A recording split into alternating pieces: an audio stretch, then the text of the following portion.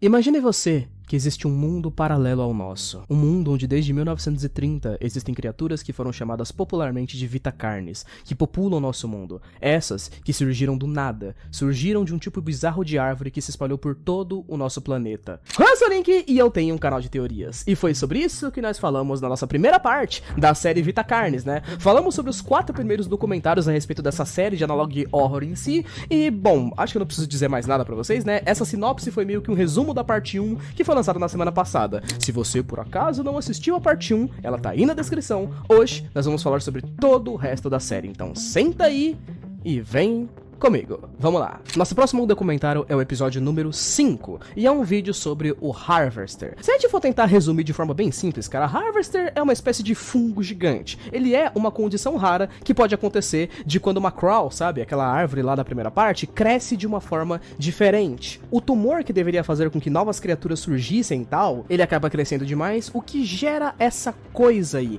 que é uma espécie de criatura mesmo, sabe? Ele estica as suas vinhas e as suas raízes por mais de 150 metros de distância abaixo do chão e ataca criaturas e animais que fiquem em volta, né, no caso. Ela tem espinhos, cara, dentro das vinhas e das raízes dela, que ela deixa escondidos no meio do mato, como se fosse uma espécie de planta carnívora mesmo. Quando você se aproxima, ela vai lá, fura você com os espinhos, o lado direito dos espinhos, se não me engano, te dá paralisia no corpo, o lado esquerdo causa sangramento no corpo inteiro até a morte, então não tem cura. O próximo documentário é sobre os Hosts of Influence, ou traduzido de volta, né, anfitriões de influência. Host é uma das criaturas mais interessantes e criativas, por sinal, da série. Ele é uma espécie de ser humano mesmo, sabe? Bem parecido com um mímico e tal, com uma aparência meio humanoide. Isso, claro, se você não contar a bizarra forma dele sem pernas e com essa cabeça lisa de Slenderman. Hosts são criaturas absurdamente raras, que só existem 2 fotos deles vivos até hoje. Eles só comem seres humanos. E justamente por isso ficam longe de cidades, já que eles não são tão inteligentes e tão parecidos assim. A parada deles é que eles ficam escondidos e soltam uma espécie de poros, sabe? Que são tipo uma poeirinha que, quando ela é cheirada por seres humanos, você começa a ter sintomas. Esses sintomas vão desde dor de cabeça e náuseas e tudo mais, até piorar pra tremedeira e enxaqueca, e no último estágio você perde o controle do seu corpo, como se fosse um fungo mesmo, sabe? Você vai andando de um jeito meio sonâmbulo até chegar no host, e lá ele vai se alimentar de você. É uma habilidade bem maluca e é uma das criaturas com maior potencial, inclusive, que já foram criados entre os Vitacarnes. Eu só acho que é meio triste, por sinal, porque o veneno dele tem cura, então necessariamente ele é bem de boa se for parar pra pensar. Apenas não é mais interessante do que a próxima criatura. Essa criatura aqui é a última que apareceu em toda a série, o Monolith, ou Monolito. O Monolito é supostamente uma criatura nova no universo de Vitacarnes, né? Ele surgiu em meados de 1972, vários anos depois, né, dos Vitacarnes começarem a aparecer e tal, e a bizarrice dele é não apenas a forma dele, que assemelha-se muito mais a uma parada de Lovecraft e tal,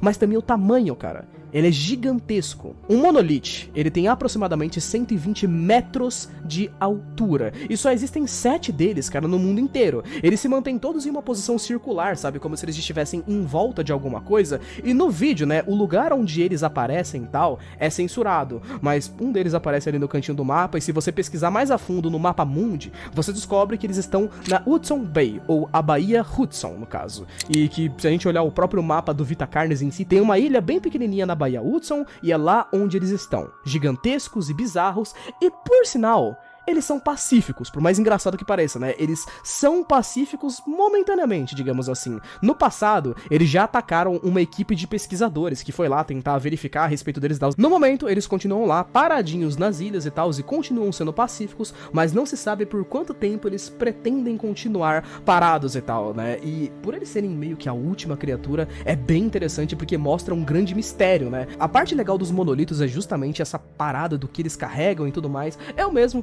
quando assisti, fiquei bem ansioso pra poder saber o que tem no meio deles, por exemplo, né? Já que eles se posicionam todos de uma forma circular, será que tem alguma coisa importante no centro de onde eles ficam? Vamos continuar avançando, porque por mais que eles deveriam ser a última criatura, né, dos últimos 7 documentários que eu apresentei pra vocês aqui nesse vídeo, ironicamente no final dele aparece mais um espacinho pra outra criatura. Essa criatura, por sinal, só é descrita no documentário completo, cara, que foi postado depois, tipo, juntando todos os episódios, e por alguma razão esse documentário completo aqui ele tem várias mudanças a respeito das criaturas. Ele descreve elas de um jeito um pouquinho diferente, a forma como você lida com elas também é descrita de uma forma um pouquinho diferente, e esse documentário aqui tem uma outra criatura, que é conhecida como Singularidade. A Singularidade é a criatura mais interessante da história. Isso porque ela é descrita como simplesmente uma esfera negra que flutua com uma energia gravitacional aleatória e que os humanos não sabem absolutamente nada sobre ela ainda. No documento não fala exatamente onde ela tá, de onde ela surgiu e tal.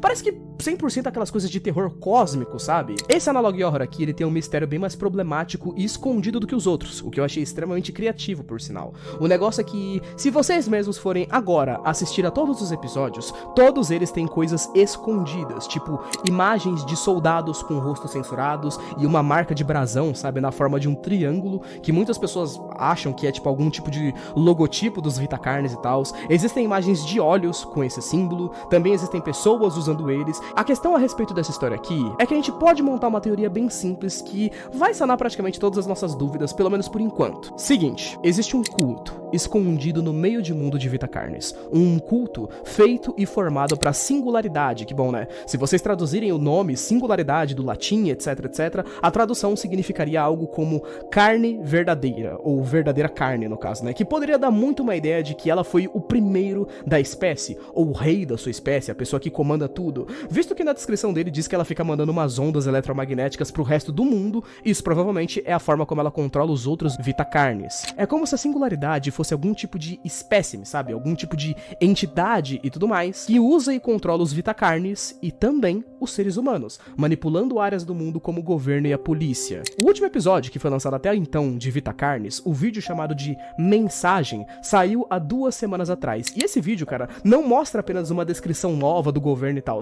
Ela mostra, cara, que o governo simplesmente encobre casos de morte por Vita Carnes. Mostra também, inclusive, que existem diferenças na forma como o governo fala sobre as criaturas, como, por exemplo, nos documentários, né, nos primeiros documentários, eles falam que quando você encontra um mímico, por exemplo, você vai lá e atira nele, assuste o mímico e tal, porque ele se assusta com barulhos altos. Mas aquele documentário grande que eu falei pra vocês que era um pouco diferente, né, de 32 minutos, ele fala pra você se esconder, e ele também fala que atirar em mímicos não adianta. A parte interessante disso é que o documentário de 32 minutos é o verdadeiro. Ele foi feito por vários jovens estudiosos que depois que postaram um conteúdo verdadeiro, desapareceram do mundo. Ou seja, o governo sumiu com essas pessoas porque eles vazaram informações verdadeiras de como se livrar de Vita Carnes. Ou seja, o governo ajuda os mímicos a conseguirem presas, ajuda os mímicos a conseguirem vítimas, fora os outros Vita Carnes também. Talvez seja por isso que eles não atacam os monolitos, entre outras coisas. Eu achei inicialmente, cara, que era só isso, mas não, ainda tem mais coisa. Pesquisando um pouquinho mais, eu encontrei um vídeo de um gringo aqui chamado, né, Pixel After Darks, onde ele faz uma teoria muito interessante a respeito da série, onde ele encontrou em vários momentos por tipo 0.1 segundos da série inteira,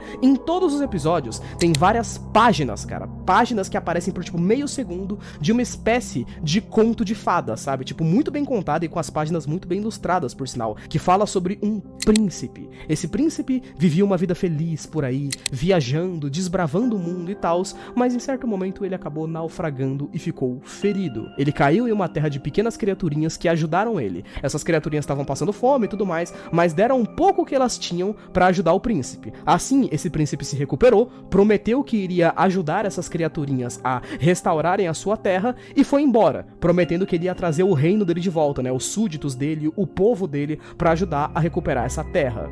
O símbolo desse príncipe aqui no livro, ironicamente, é um triângulo. O Pixel After Darks fez em sua teoria uma alegoria que disse que o próprio príncipe em si é uma referência às singularidades. Tipo, Vita Carnes é quase que uma teoria conspiracional, sabe? Toda representada por esse livro aqui. A teoria seria de que praticamente o governo sempre esteve em busca de alguma coisa pra salvar o mundo, sabe? Salvar a natureza e etc. E o governo, os seres humanos, seriam representados por aquelas criaturinhas pequenas que aparecem naquele mundo, sabe? Eles querem salvar a natureza e tal. O príncipe seria a singularidade, que estava viajando por realidades, por universos, por dimensões, alguma coisa do tipo, e se machucou. Os seres humanos fundaram um culto, então, a essa entidade. Um culto bizarro, onde alimentaram ele para que ele pudesse voltar a ficar natural. A singularidade, então, ofereceu para eles alguma coisa, disse que voltaria para ajudar a salvar o mundo, e é exatamente isso que ela faz. Ela some e em 1930 ela retorna